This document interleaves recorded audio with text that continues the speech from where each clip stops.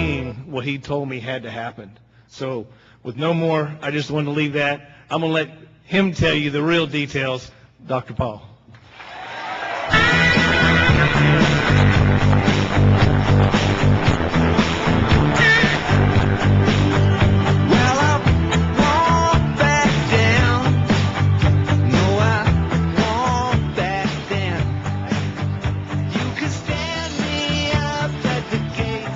Thank you very much.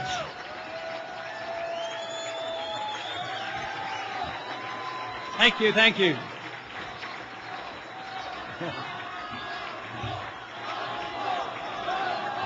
Thank you, thank you.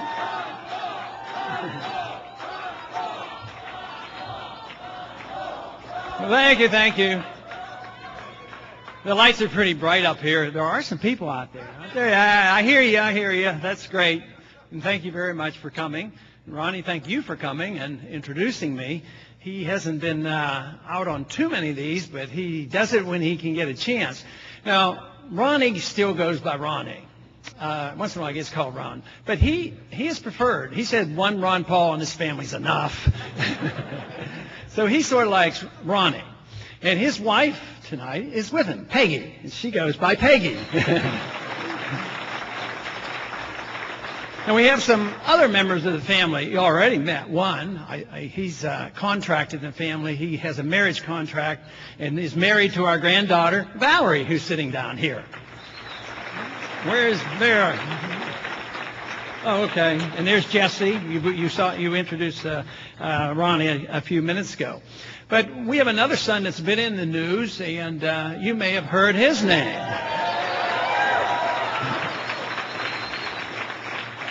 I still call him Randy, but he doesn't prefer that. He prefers Rand. And a lot of people have talked about his name, and I still get that question quite frequently. Did we name him Rand after Ayn Rand? The answer is no, we didn't do that. His name is Randall. We called him Randy, but he now informs us that he's Rand. And that's been that way a couple years. But he is involved in politics. He has announced, I think it's for a Senate race. And I have strongly endorsed him for the Senate race in Kentucky.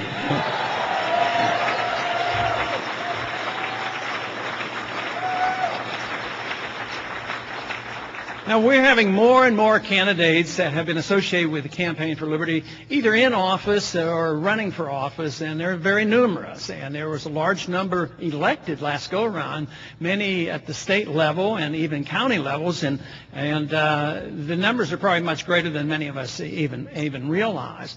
But there's another individual very much involved in our campaign, was an economic advisor for us, has been in the news a lot, and he has announced today, Peter Schiff for the Senate, Connecticut.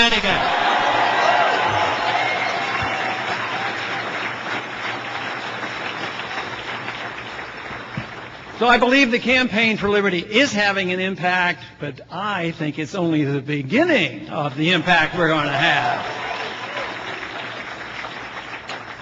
You know, one thing that's been in the news a lot here in this last week has been whether or not you're allowed to shout out on the House floor that people tell lies. And I sort of prefer a different technique, not doing too much shouting, and hopefully persuade people. And I didn't endorse the shouting, but I also didn't endorse the politicizing of those events. And this whole idea of sanctions and condemning, the Republicans have done it recently too. Nancy Pelosi claimed that the CIA lied to her. Can you imagine the CIA lying? So when the Republicans wanted to sanction her, I just thought it was all partisan politics, and I wouldn't do that. In the same way with this, I didn't vote to condemn the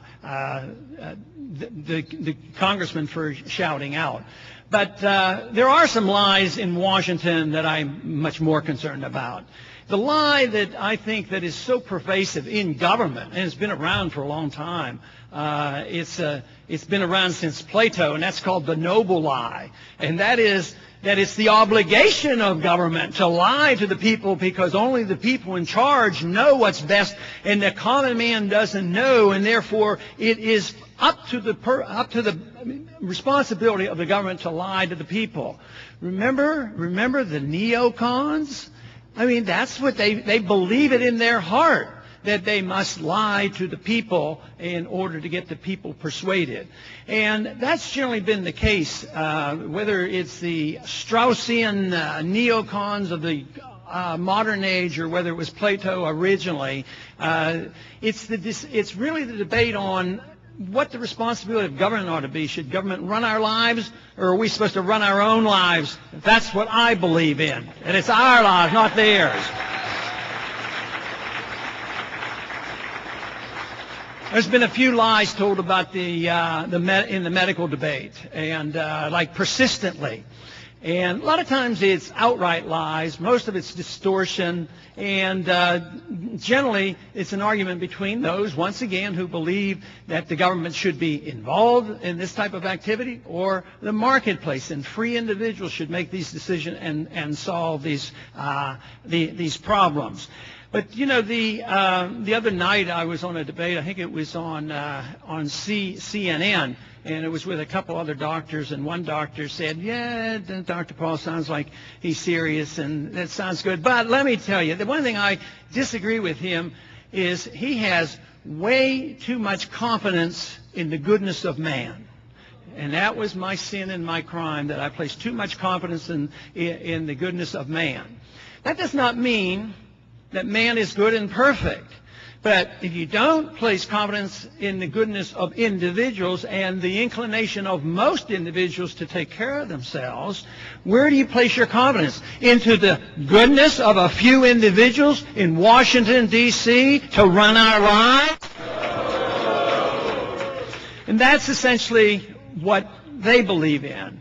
Not only do they believe that the governments, local governments, city governments, state governments, national government, but we're in an age now, because this system is coming apart, especially financially, that they're looking at one more level. They want world government, so we have a battle on our hands to not only win back our sovereignty as individuals, but we want to make sure that we don't lose our national sovereignty to international world government.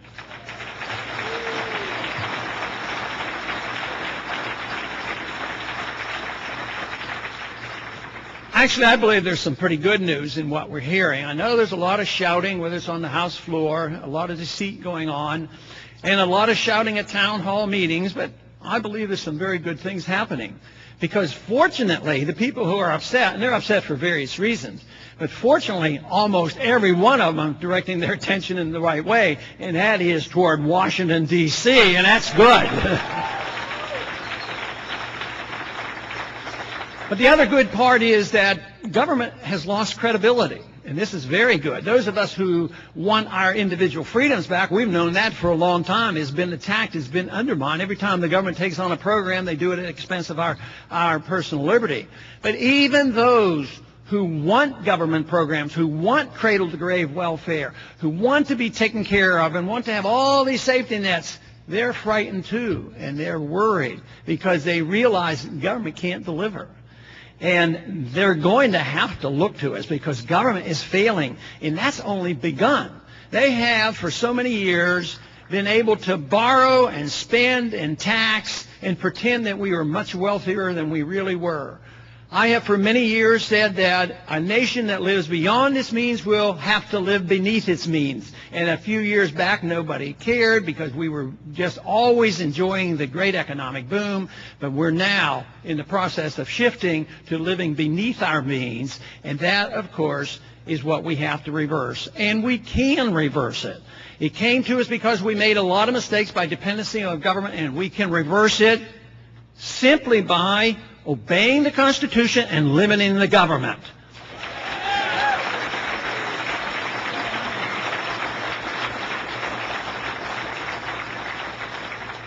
But we have to wonder what will happen. The one thing about Austrian economics, they're pretty darn good on predicting how events will turn out. You know, if you print a lot of money, it really takes a genius to figure this out. You know, if you print a lot of money, the value of the dollar will go down. You know, that's a pretty good truism. But the one thing about Austrian economics that they never claim they can do, and that is predict events on what particular day. And that's a different story because there's a subjective element into trust. We have trusted the dollar way beyond what it deserved. And yet, eventually, you know, the financial system built on the illusion of the dollar standard, it's finally been dissipated, and we've had a financial crisis. But we don't know that. But the next shoe really to drop, the financial system to me was the first one, and all the liquidation and the problems and the propping up and the effort to inflate the bubble, that's all going on. But they're doing it at the expense of the dollar like never before. So the next problem that we're going to face is going to be the destruction of the dollar. And that is going to be very, very serious. Of course, that problem wouldn't be difficult to solve if we lived within our means, balanced the budget, and only had gold and silver as legal tender as the Constitution mandates.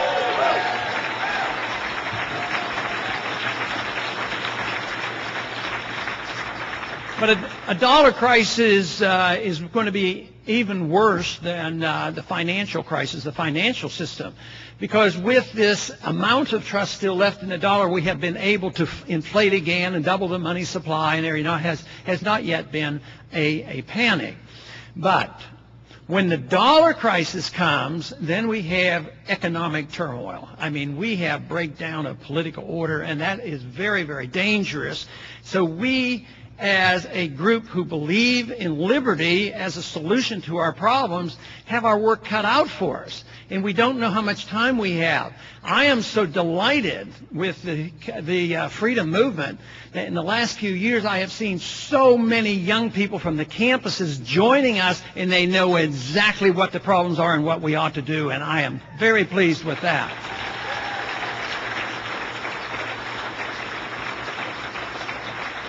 Another tremendous benefit that we've had, and it certainly benefited us in the campaign, and it continues to benefit us in the freedom movement, and that is we don't have to depend on the major medias to get our message out. We have the Internet.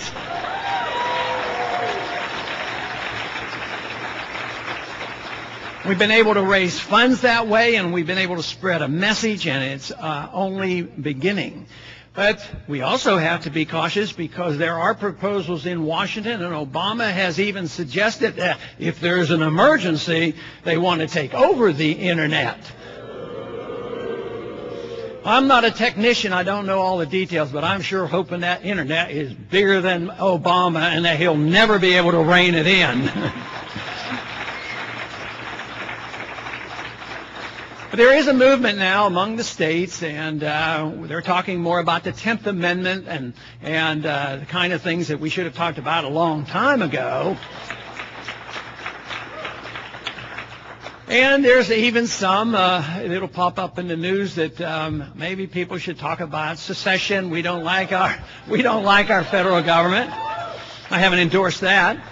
But I think there is going to be a form of secession from the federal government, just a de facto secession, in that the federal government is going to lose it. They're going to lose it because all they have now is the dependency on the money they have to buy the bureaucrats and buy the regulations and buy the armies to spread around the world. And when the dollar quits functioning, you know, there will be economic chaos, and people might just ignore the whole system and go on their way.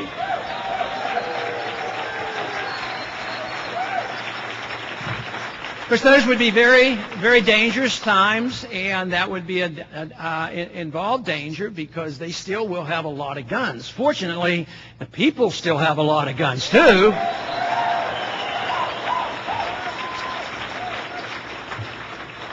So the goal has to be ultimately an educational effort to teach people, the masses of people, that it's in their best interest to endorse the ideas of personal liberty because it will benefit all of us and not just a few.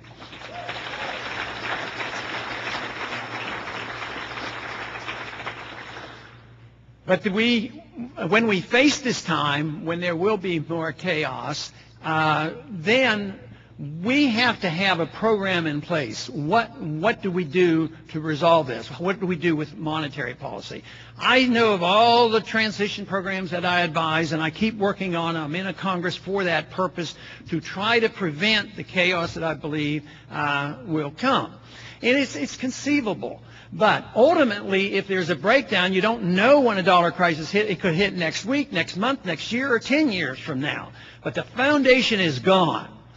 The enemy, the opposition, the people in charge know that, and they're already at this very moment, I believe they're in this state at the other end, talking about the same issues, but they're talking about a world international, a world reserve currency. That is, they want the UN and the WTO and the IMF to control the things that the dollar has been controlling. That is why it is so important that we win this intellectual fight to prove to people that it is in our best interest to uphold the rights of individuals and hold the government in check, so that their limited powers would be to enforce contracts, not to abuse contracts and force them on us.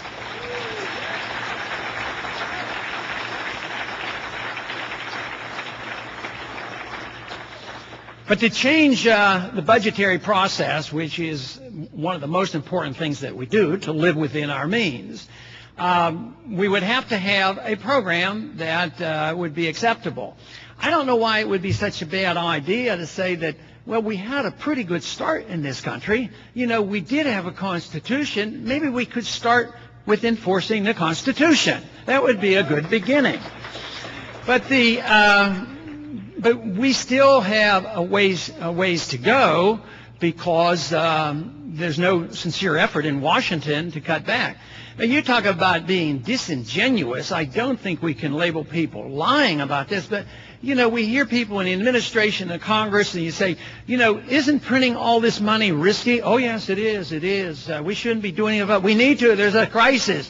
What do we do about it when the economy gets going? Oh, we'll withdraw the liquidity and we'll allow interest rates to go up.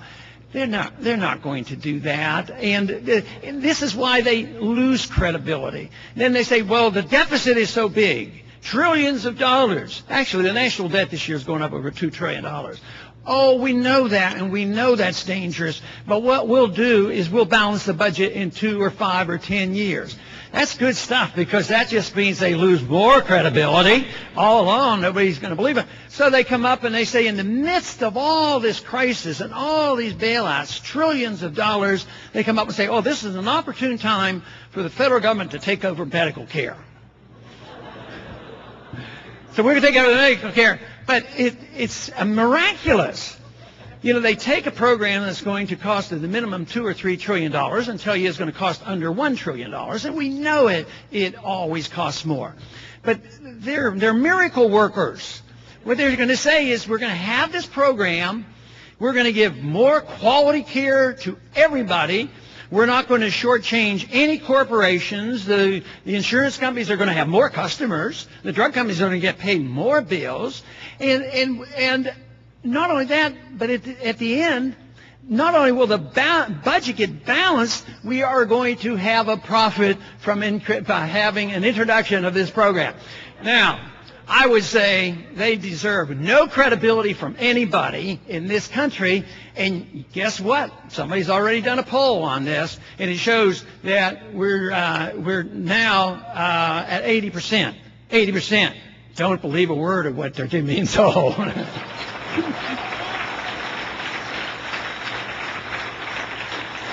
But the odds are slim to none that all this reform talk about medical care is going to help at all. It's not. Because the country, not by an 80% majority, believe this. Unfortunately, probably 80% believe that people have a right to be taken care of, whether it's medical needs or housing needs or jobs or food stamps or whatever. And that's not the case. In a free society, you have a right to your life, you have a right to your liberty, and you ought to have a right to keep what you earn.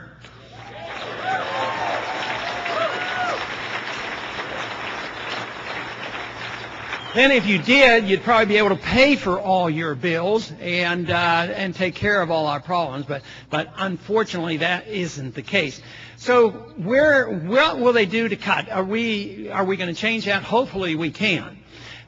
It'll be a tough battle when we have economic and political chaos, but that's a basic principle. You know, micromanaging the medical industry and the educational industry and all these things, that isn't going to work. This is why I take the position, I've been told by some that if you have a program and it's slightly better than bad, you should vote for it. Like if it's 60% good and 40% bad, oh, that's good, vote for it. Yeah, give up 40% of your freedom at a time. You know, eventually you don't have any left if you do it that way. But the other bad part about that is if you concede 1% of a bad program, you've considered 100% of the principle, and that's where they get us. It's sort of like saying, well, you know, we're having trouble paying our bills, so why don't we have this income tax? We're just going to charge 1% of the people who make a certain amount of money. Well, lo and behold, you know, everybody gets stuck with an income tax that's huge. So we don't want to give in and compromise our principles. We have to stick to them. If freedom works, we stick to it.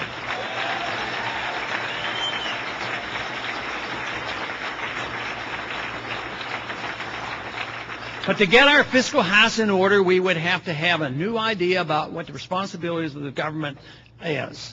And at home, it should be to protect our liberties and not much else.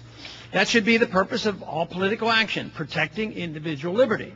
But should we have a national defense? Yeah, I'd say yes, that's a very important function. It was very precise in the Constitution that the states wouldn't be the defender of the nation.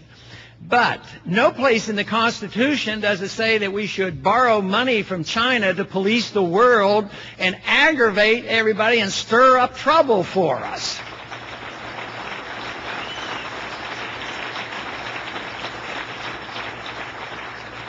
And this is what we have done. We have a foreign policy that is not only bankrupting us, it has endangered us. I am convinced that all that we do overseas is a greater danger to us.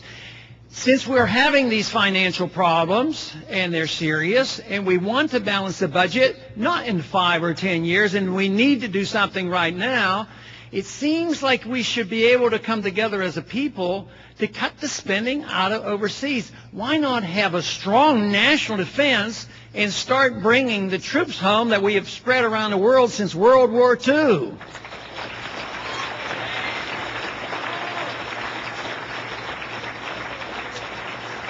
We could save hundreds of billions of dollars. We don't need to be in Japan. We don't need to be in Korea. We don't need to be in Europe. We don't need to be in the Middle East.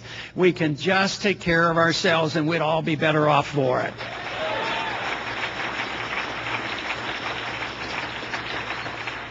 You know, there were a lot of promises made in the campaign by Obama that weren't all that bad. You know, he was going to come home from Iraq, and he was going to reform some of the military tribunals and a few things like that, but not much has happened. Now, today he did make an announcement. It's a minor announcement because he's qualified it, and that is he said that he would not put these anti-ballistic missiles on the borders surrounding the Soviet Union.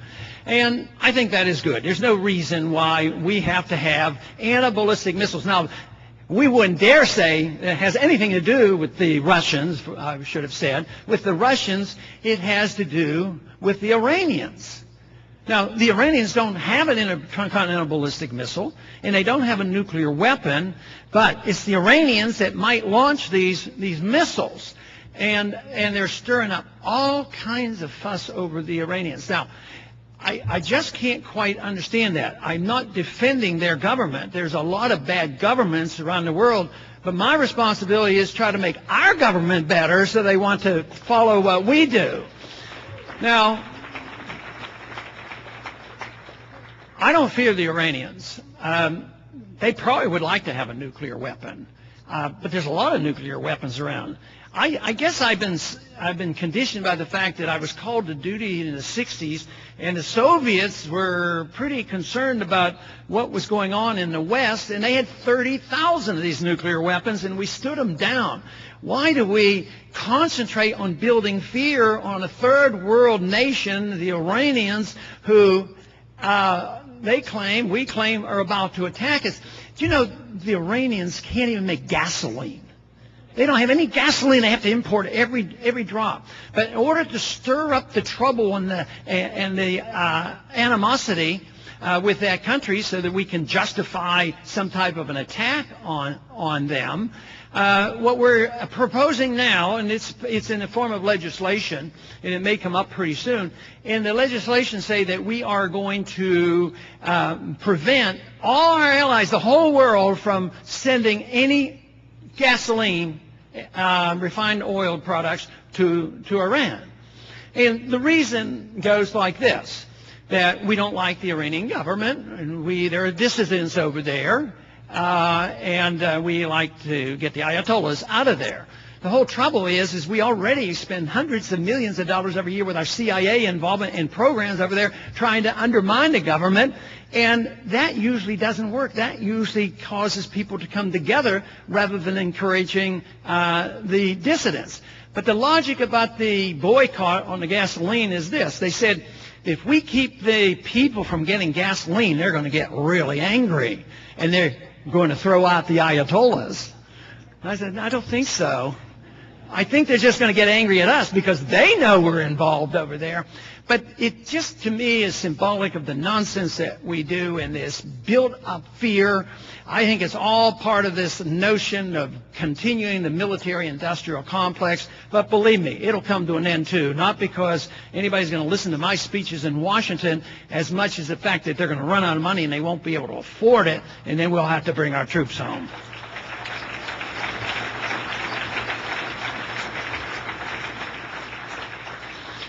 You know, also, there's a lot of activity going on in Afghanistan, and the president now is asking for more troops. He's not winding the war down over there. He's building it up. There were 135,000 troops when he went into office.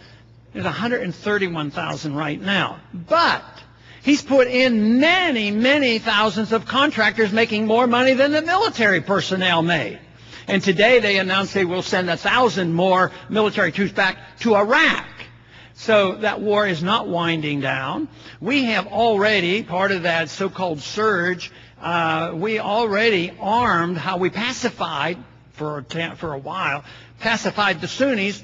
We gave them weapons, tons of weapons. First, when we invaded them, we took all their weapons away and disrupted the whole country that way. Then we found out that wasn't good. That made them upset. They started killing us. So now we went back in, and now we're giving all these weapons, so the Sunnis have a lot of weapons over there, and it's a powder keg.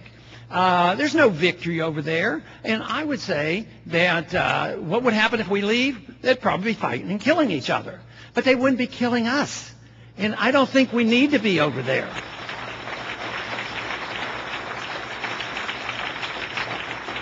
Now, Obama was a little more straightforward about Afghanistan. Even in the campaign, he said, we need more troops. It may be the long war, but it's the good war. Well, one thing for sure, it's the long war. It's longer now by 50% of the World War I and World War II put together. So I think he's already won that argument. It's a long war. But he hasn't won the argument it is a good war. It is not a good war for us. Let me tell you, it's bad news for us. Just think of how we flip-flop. We used to be a ally with Saddam Hussein. We have pictures of Rumsfeld and Saddam Hussein. And we used to be allies with Osama bin Laden. He was a freedom fighter then, but now he's a terrorist. So it goes on, and then the history is so clear of the failures of Afghanistan that we seem to never learn, but they continue to argue this is a crucial war. But right now, they know there's no al-Qaeda in Afghanistan, and this whole thing merges together, the Al-Qaeda and the Taliban, and they're all creatures of our policy in many ways. When we were allies of Osama bin Laden, our CIA subsidized these madrasa schools to teach radicalism because we wanted them to be anti-communist. So we actually subsidize this, and then we're shocked when these things come back on us. So it's the flip-flopping and the aggravation, and now, of course, the Taliban, some of the probably more violent ones, have shifted their locations. They're over in Pakistan. And when I was in the Air Force, I visited that area, and believe me, it's rough territory. And they now use a lot of drones. But it's very disturbing. At one time I thought this was supposed to be a secret, but I read it today in the paper again. It was one of our drones that went in and hit a target in Pakistan and killed up to a number of people. That it was sent in by the CIA. Our CIA is running the drone program. And it's on and on. Just think how this whole thing got started in 1953. 1953 is when we overthrew, Mossadegh and installed the Shah, and he was a ruthless dictator. They remember these things. The people in that region never forget, and it seems like we don't remember anything. But it's time we did. It's time we studied history and understood it. Understood what the principles of our Constitution mean. To understand what the principle of non-intervention is all about. Understanding the principles of sound money. If we did this, we could get back to our sanities. But right now, we have embarked on a different course. In Washington, it is a mess. Believe me. I guess you would believe me on that. It is a mess. They do a lot of shouting and demands. It's a contest on who has the power.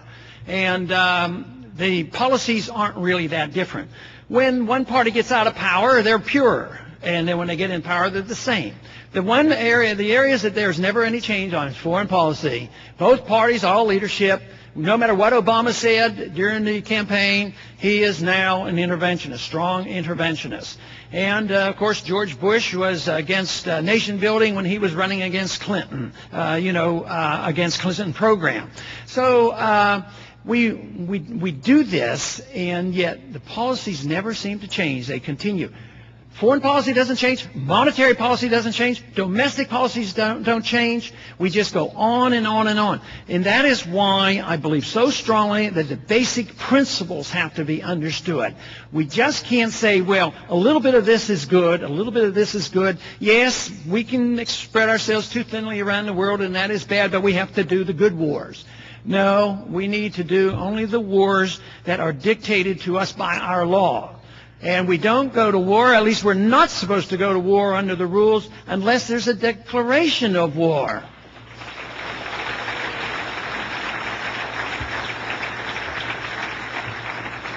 But it's been a long time since we've had a declaration of war. That's been World War II. So these are ongoing wars, all this fighting and killing going on, and we're spreading our goodness. This is what the neocon says. We have to do it. We have a moral obligation to spread our goodness. We give most of the countries of the world two options. First, we go in and we pretend we want to talk to them, and we offer them something. If they concede and they do exactly what we want, we give them money. If they say, no, we don't want to do it, or if they said they'll do it for a while, then they quit, then they don't get our money, and then they get our bombs. So there's only two options, bombing or give them money. I think there should be a third option. Why don't we just talk to people, try to improve ourselves, have a strong national defense, and I believe the world would be much more peaceful if we did it that way.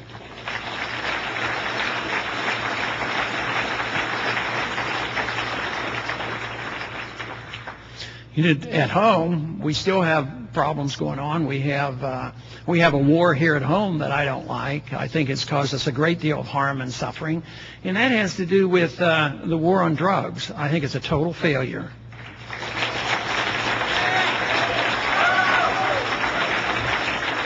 There was a study that just came out, and in 2008, there was an arrest every 18 seconds in this country due to drugs. There were 1,700,000 who were arrested and put in prison. That was only because they were holding something. No violent acts whatsoever. The drugs are terrible, and I preach against them. I think many drugs that are used illegally are very bad, but I think the drugs that are used legally are very bad too. And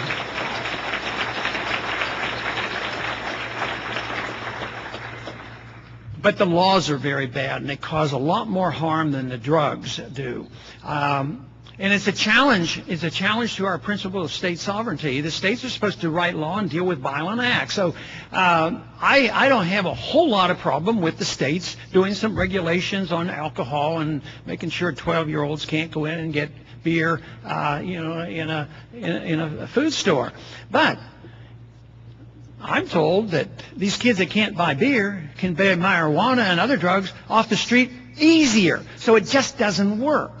But what if it comes along and they find out that marijuana isn't nearly as bad as they claim, and that marijuana can be helpful, and marijuana might help certain illnesses? Who's to make the decision? Should it be the patient along with a doctor's advice, or should it be some bureaucrat who's a drug warrior from Washington, D.C. that wants to put people in prison over and above the state laws that allow medicinal marijuana? I would say that the local people ought to have the right to do the regulation, and the individual ought to have the right to take the responsibility on themselves on what they should use.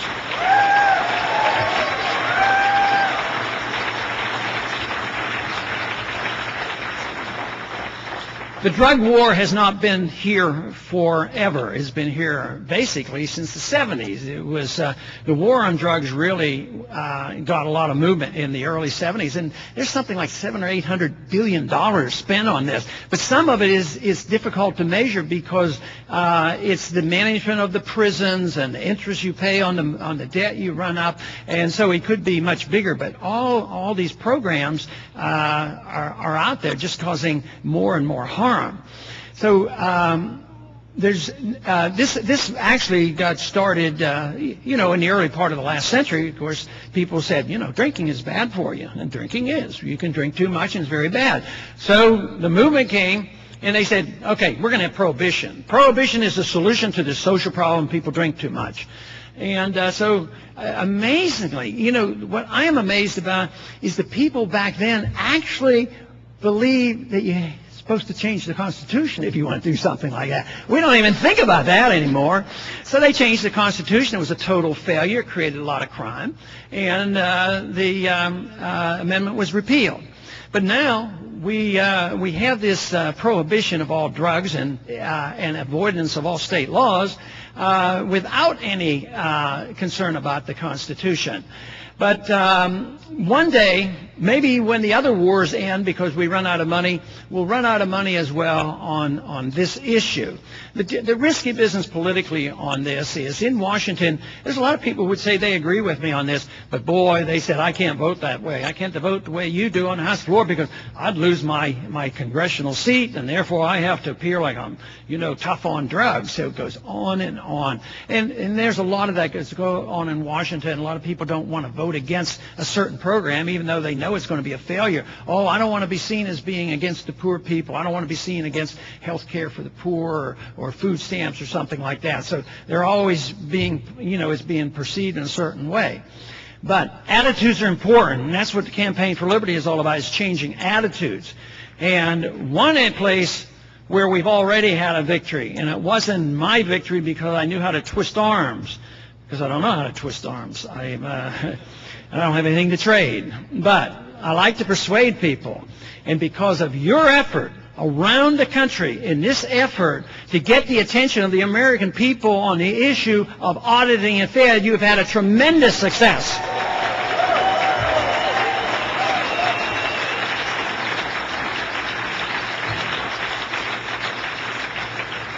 Today we had another Democrat sign on. We have all the Republicans. We have, I think, 109 or 111, Democrats on. So it is bipartisan. The people are getting their attention.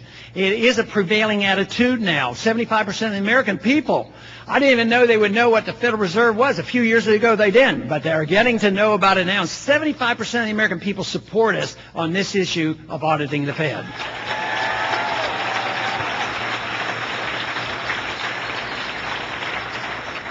Now, the big question is where are we going from here? Well, I hope to victory, but we have a ways to go. Because although there's a lot of resistance, and we've heard from them in the newspapers, I don't think it's really started yet. I think they are really, really going to come down hard and use the fear tactic of saying, oh, the world will come to end if you find out what we're doing. No. What will happen is if we find out what they're doing, it'll be the end of the Fed. This is what's going to happen.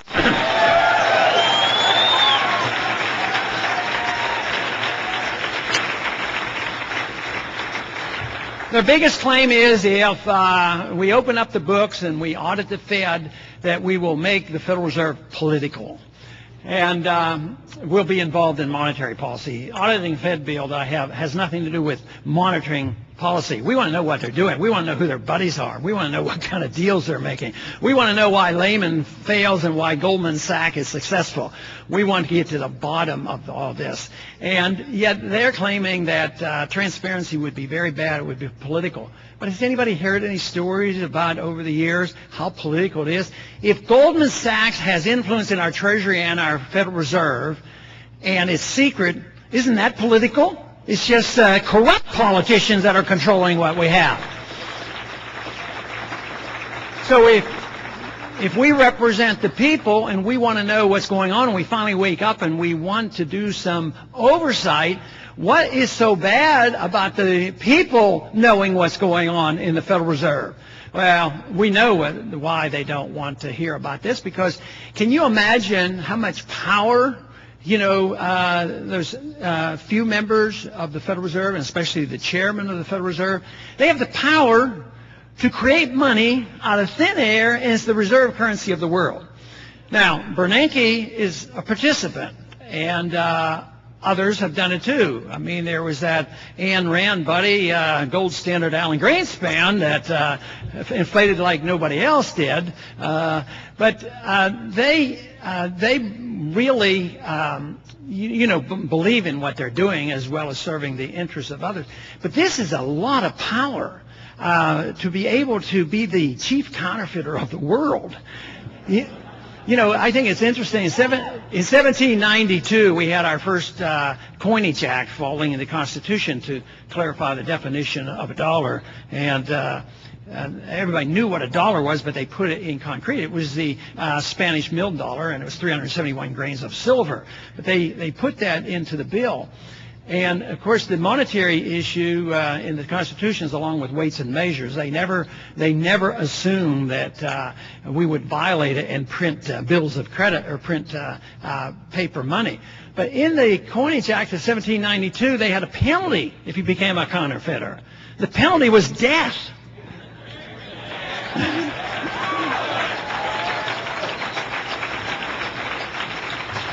I don't think I'm going to introduce a bill along those lines right now. But that's how strongly the founders felt about it, because they had the consequence of runaway inflation, and they didn't even want to have paper certificates guaranteed for silver or gold. They want to just have coinage, because that's what it says, coin gold and silver. But the effort is obvious that it's necessary. But the Fed is so important because it allows governments to grow. I think it's one of the most significant problems I have with the Fed, and you'll read that in the Fed book.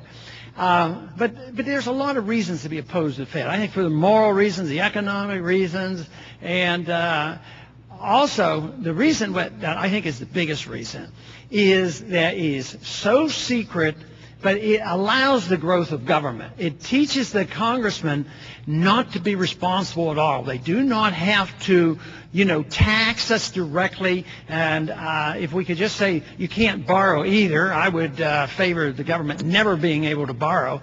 But what happens is they run up the debt. And if interest rates go high, the Federal Reserve buys them. Well, how do they buy the debt? They just print the money or have a computer entries. Some weeks it's 60, 70, 80 billion dollars in a week of new money that they create. So this is very, very powerful and has to be curtailed. But when we finally solve this, though, the important thing, the question we have to answer is, what should the role of government be? And it should be very limited, and we have the guidance. A lot of people will claim that we who believe in this philosophy, we want to go back to the dark ages of the 19th century and all. But freedom is a very new and modern idea if you look at it throughout 7,000 years of history. I mean, the Industrial Revolution and freedom has just come about recently in those terms, hundreds of years. That's all it is. In our Constitution, just a few years over 200 years, and it was the grand experiment. It was great. It was imperfect. It had its bad flaws. But immediately after it was passed, we started making it weaker and weaker. And of course, the 20th century has been a disaster for the Constitution.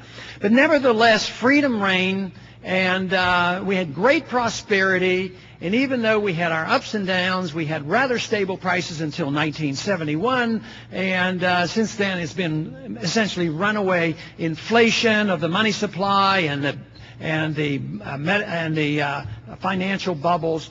And this is something that could be ended and should be ended. And the sooner it is ended, the better. But we don't know exactly what will happen and when it will happen.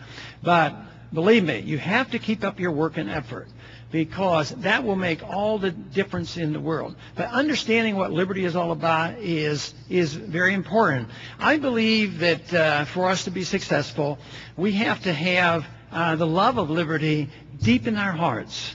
I believe also that we have to have the facts and the understanding of liberty well embedded into our minds as well. So it's the love of liberty and the knowledge of how it works that will sell it. Because if we try to sell this like, we believe in laissez-faire capitalism, and we believe in taking care of ourselves and everybody else take care of themselves, that's in many ways can work pretty well. Because even if you are not a generous person and you're not a compassionate person, you don't work much with your family and friends and neighbors and communities like we should, it still doesn't do a whole lot of harm. But if we have great prosperity and then we're also a compassionate people, it's going to work very, very well. But even if we're void of enough voluntary compassion, believe me, freedom is compassionate.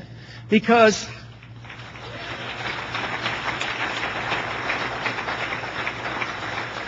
if you do care about your fellow man, you have to believe in freedom and honest money and all the things that are good and wonderful in a free society. But if we did that, the maximum number of people would be taken care of. I believe that, I don't believe this idea that the government should be the distributor of health care. It's a tough sell because people have been conditioned. And I'm not even for saying, well, all right, we're going to have our perfect society tomorrow. We're going to cut off the people dependent on health care from the government. I'm much more in favor of cutting this overseas stuff and guiding people back to the point where they can and should take care of themselves. Instead of medical care, the government expanding their role in medical care in this country, what we need to do is back off and encourage individuals, reward individuals for assuming responsibility for themselves. To start off, we should change the tax code. We shouldn't give tax benefits just to the people who work for big corporations. Everybody should get their tax benefit. My suggestion is this. Every penny that anybody ever spends on taking care of themselves medically would get a tax credit and take care of themselves and get out of the government business.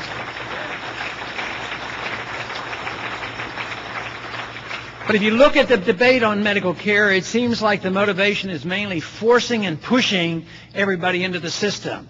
And they don't talk about voluntarism. They talk about, well, like the program that just came out of the Senate yesterday. He said, well, yes, you'll have a choice. If you don't want to join, you just have to pay a fine, $4,000, $5,000. And that is not a choice. That is obviously coercion. But forcing people into the system seems to be their notion.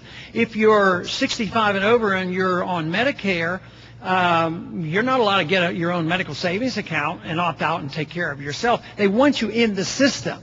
And this idea that you have to buy insurance, and then you wonder why the insurance companies are not all much complaining. They're going to get a lot more customers. And they said, yes, they're even willing to take on people who have previous conditions. And that's rather strange. But if you read the bill, you find out there's no penalties if they don't. And but the whole idea of what annoys me so much about this medical debate is the carelessness in using terms. They talk about insurance. But, you know, once the government dictates something, once the government is involved, it's no longer insurance.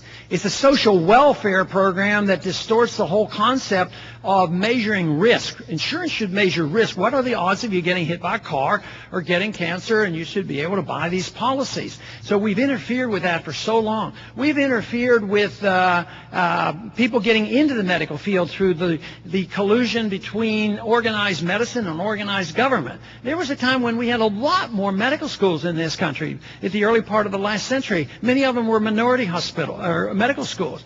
But they said, oh, no, they're not doing a good enough job. And they closed them down, instead of encouraging them to improve them. So there's a limited amount of doctors that come into the field. We should have more doctors, and we should have less licensing. We should allow people their choices in medicine. We should let people, certainly be able to get their vitamins and nutritional substances without government regulations.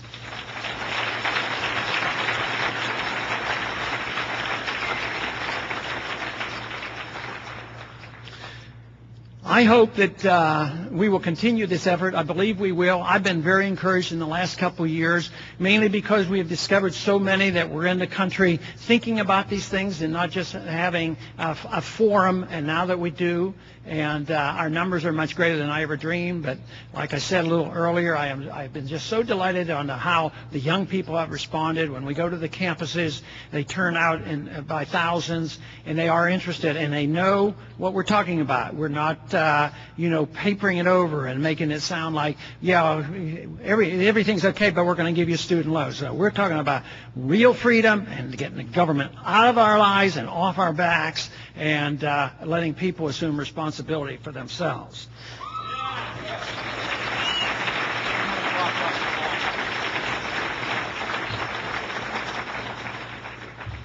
There was once an old saying that said that there's not enough darkness in the world to put out the light of one weak candle. And sometimes I think, and others have used this analogy, that we feel that way, that we're so small and there aren't very many of us, and how are we going to make an effort? But if you have a perfectly dark room but there's one candle, there's a fair amount of light and everybody can see it. And that's the way the freedom movement is. But that light is getting brighter and brighter. That light has not been put out. And Samuel Adams gave us some good advice. He said that it really doesn't take a majority. The majority is not necessary. The majority might have to come around to endorsing and not fight us and accept it. But what really changes the world, what really gives us a revolution, is a minority who's keen on stirring the fires of liberty in men's minds. That is what counts. The minority that has the knowledge and the effort has to play an important role. It is an educational effort. And I make the assumption everybody that's involved in the campaign for liberty are part of that irate minority who are determined to present this case. And we have such tremendous opportunities right now because of this disenchantment, this giving up of government. And that is going to grow and grow. So there's no reason in the world why our numbers won't grow even much faster. This should encourage encourage all of us.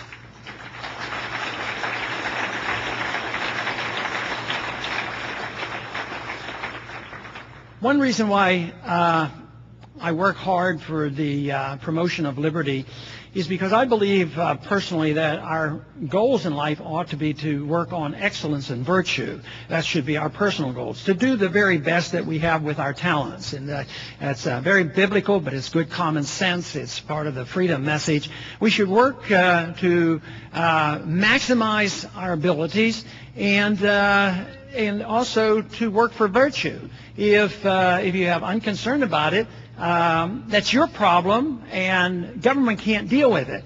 But we have become a nation that assumes the role of promoting excellence and virtue and economic equality, and that is what we have endlessly. Endlessly, we have all these programs. We are going to tell you what you can eat and drink and what you can do with your life and how you can make your decision about your medical care and education, the whole works. But every time a government program is presenting to promote your betterment, they do that at your expense. They do that by undermining your liberty, and it makes it impossible. And so if we do care about excellence and virtue and improving our society and having greater prosperity and spreading the wealth more equitably than any other time, even though there will not be perfect equality, and that shouldn't be the goal, but if you want a maximum wealth society with the most amount of freedom, then we have to endorse this principle of individual liberty. And I do not like this notion that's been around now for 40 or 50 years, and when they talk about groups of people deserve their rights. You know, we have groups, we have minority rights and women's rights and gay rights and all of these things. But nope, we should have individual rights. But we should recognize that every individual has his right to run his life as he pleases, as long as he doesn't hurt somebody else.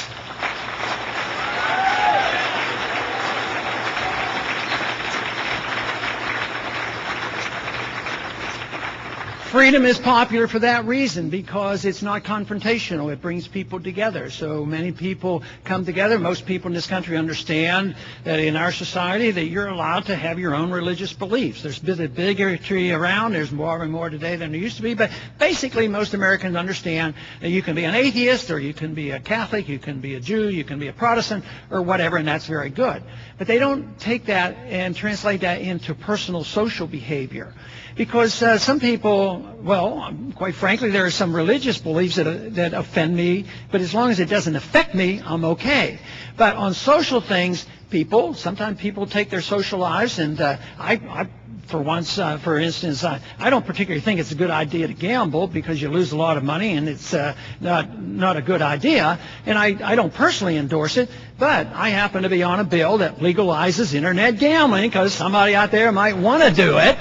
And but the point being is that it does require some tolerance. Some people will do things that will offend you. Some people wear clothes you don't like.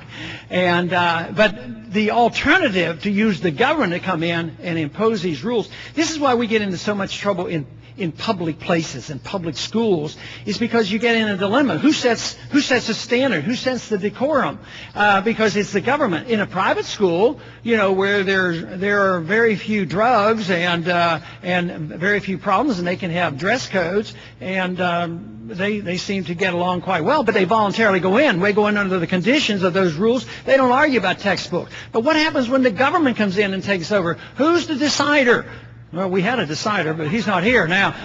Who's going to decide which books to have, and what should they be taught about evolution and different things like that? See, all those problems become more complex. The complexity comes because the government's involved. I mean, we have to do our best to work with the system, and I grew up in public school education, but it was the control of the school was never past our community. It didn't go to the state, it didn't go to the federal government, it didn't go to the UN and all these other places telling us what we were supposed to teach, and having the indoctrinations of everything from medical care to the environment. And that's why actually it becomes impossible to protect civil liberties in a good way when you give up on private property. Private property in many ways is the only thing you really have to have. But think about it. If private property were truly respected, You could have your religious values. You could do your freedom of speech, freedom of organization, and all the things that you want if private property were recognized. But private property is really under attack. It's you really don't own your land. You pay rent for the land. You ask the government when to use it. If you want to develop your land, you have to get permits, and you have to go on and on. And if you don't pay your taxes, the government takes it from you. So property rights aren't very strong anymore. Contracts aren't very strong because the government's always interfering. The contract, if we were doing the contract correctly, we would be enforcing the gold standard, not deliberately counterfeiting the money. So we have things turned on its head. We have the government doing the things they shouldn't be doing and not doing the things they should. So I say we're at a time now where that's the pledge that we ought to take.